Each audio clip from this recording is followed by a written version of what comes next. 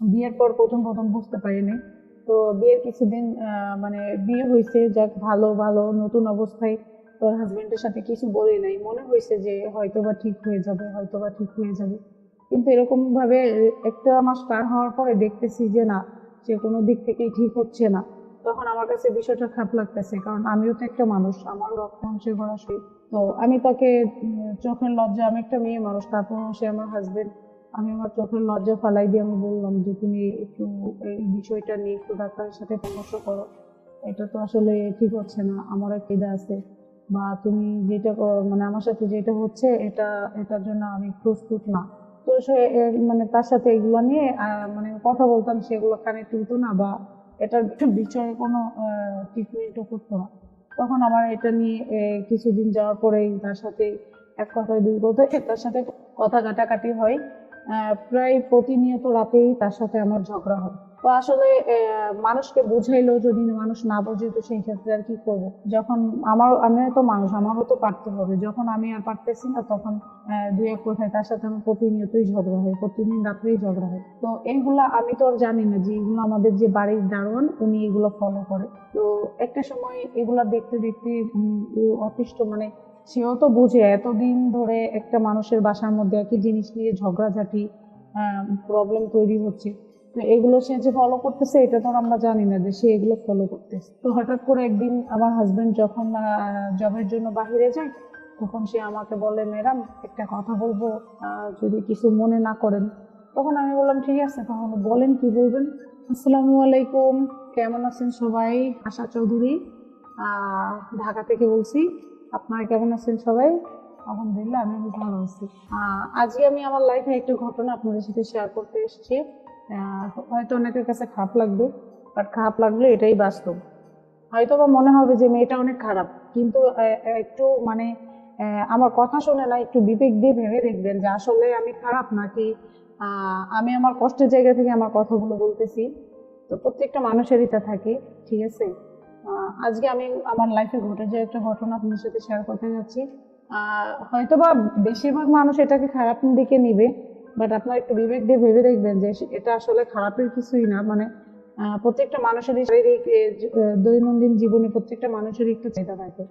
তো যে চাহিদাটা হয়তো বাবা মা পূরণ করতে পারেন না বিধায় বিয়ে দেয়। তো বাবা মা একটা সন্তানকে খুব যত্ন করে লালন পালন করে অনেক দিন ধরে খাওয়াইতে পারে, পড়াইতে পারে।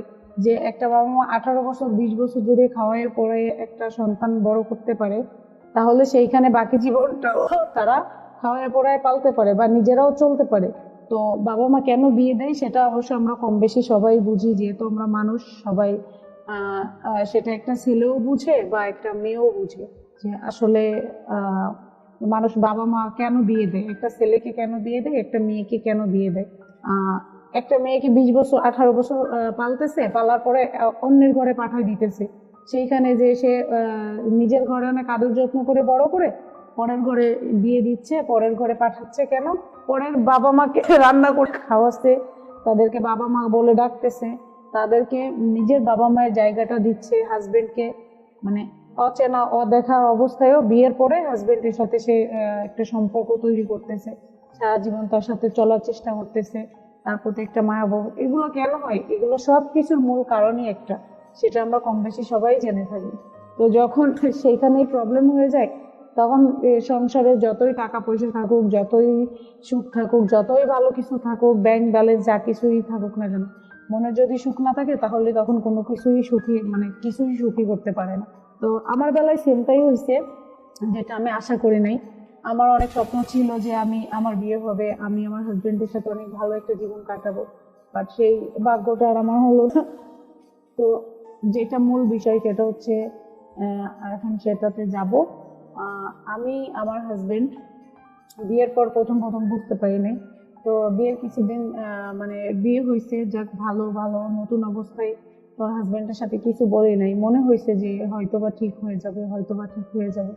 কিন্তু এরকম ভাবে একটা মাস পার হওয়ার পরে দেখতেছি যে না, যে কোনো দিক থেকেই ঠিক হচ্ছে না। তখন আমার কাছে বিষয়টা খারাপ লাগতেছে, কারণ আমিও তো একটা মানুষ, আমি তো রক্তে মাংসের গড়া শরীর। তো আমি তাকে চোখের লজ্জা, আমি একটা মেয়ে মানুষ, তারপর সে আমার হাজবেন্ড। আমি আমার চোখের লজ্জা ফালাই দিয়ে আমি বললাম যে তুমি একটু এই বিষয়টা নিয়ে একটু ডাক্তারের সাথে পরামর্শ করো, এটা তো আসলে ঠিক হচ্ছে না, আমার একটা যা আছে, বা তুমি যেটা মানে আমার সাথে যেটা হচ্ছে এটার জন্য আমি প্রস্তুত না। তো সে মানে তার সাথে এগুলো নিয়ে মানে কথা বলতাম, সেগুলো কানে তুলতো না, বা এটার বিষয়ে কোনো ট্রিটমেন্টও করতো না। তখন আমার এটা নিয়ে কিছুদিন যাওয়ার পরে তার সাথে এক কথায় দুই কথায় তার সাথে কথা কাটাকাটি হয়। প্রায় প্রতিনিয়ত রাতেই তার সাথে আমার ঝগড়া হয়। তো আসলে মানুষকে বুঝাইলেও যদি মানুষ না বোঝে, তো সেই ক্ষেত্রে আর কি করবো? যখন আমি তো মানুষ, আমারও তো পারতে হবে। যখন আমি আর পারতেছি না, তখন দুই এক কথায় তার সাথে আমার প্রতিনিয়তই ঝগড়া হয়, প্রতিদিন রাত্রেই ঝগড়া হয়। তো এইগুলা আমি তো আর জানি না যে এগুলো আমাদের যে বাড়ির দারোয়ান উনি এগুলো ফলো করে। তো একটা সময় এগুলো দেখতে দেখতে অতিষ্ঠ, মানে সেও তো বুঝে এতদিন ধরে একটা মানুষের বাসার মধ্যে একই জিনিস নিয়ে ঝগড়াঝাটি, প্রবলেম তৈরি হচ্ছে। তো এগুলো সে যে ফলো করতেছে এটা তো আর আমরা জানি না যে সে এগুলো ফলো করতেছে। তো হঠাৎ করে একদিন আমার হাজবেন্ড যখন জবের জন্য বাহিরে যায়, তখন সে আমাকে বলে, ম্যাডাম একটা কথা বলবো, যদি কিছু মনে না করেন। তখন আমি বললাম ঠিক আছে, তাহলে বলেন কি বলবেন। তো আমি এটা দাঁড়ানোর কাছ থেকে কখনো আশা করি নাই যে উনি এই ধরনের একটা কথা বলবে। তো যখন আমার হাজবেন্ড ডিউটিতে চলে যায়, তখন সে এসে বলে, ম্যাডাম মনে কিছু না করে যদি একটা কথা বলি, আপনি যদি চান তাহলে যেটা নিয়ে প্রতিদিন আপনার সংসারে অশান্তি হয়, ওটা আমি আপনাকে পূরণ করে দিতে পারি। তখন আমি একটা অবাক হই যে আমার হাজবেন্ডের সাথে আমার কি কথা হয়, কি হয় না হয়, সে এত কিছু কিভাবে জানে। তখন তাকে জিজ্ঞেস করলে সে বলে, ম্যাডাম আমি সবই জানি, আপনি যে কথাগুলো বলেন এটা তো ঠিক বলেন, কিন্তু স্যার তো কে তো বুঝায় লাভ নেই, এটা তো স্যারের প্রবলেম, আর ওনারই বা কি করার আছে। তো আপনি যদি বলেন তাহলে আমি আপনার চাহিদাটা পূরণ করতে পারি। প্রথমে পাত্তা না দিলে পরবর্তীতে আমি ভেবে দেখলাম যে আসলে কি বলতে চাচ্ছে, আমি একটু শুনে দেখি। তখনই বললাম, আপনি আপনি কিভাবে আমার এই প্রবলেম সলভ করে দিবেন? তখন সে বলল যে আপনি একটু আমাকে দিয়েই দেখেন। তখন দেখলাম যে না, ঠিকই তো, দারোয়ান তো ঠিকই বলছে। তো আসলে কি বলবো, তো আসলে জীবনে সুখ কি জিনিস তখন বুঝি নাই, বাট দারোয়ানের সাথে এই সম্পর্কটা যাওয়ার পরে বুঝতে পারলাম যে আসলে সুখ কি জিনিস। ঠিক আছে, যদি এটা ঠিক না, তারপরেও কি করবো, আমিও তো একজন মানুষ, তাকে আমি আমার হাজবেন্ডকে যথেষ্ট সুযোগ দিয়েছি, বুঝাইছি, বাট সে তার জায়গা থেকে শুধরাই নাই।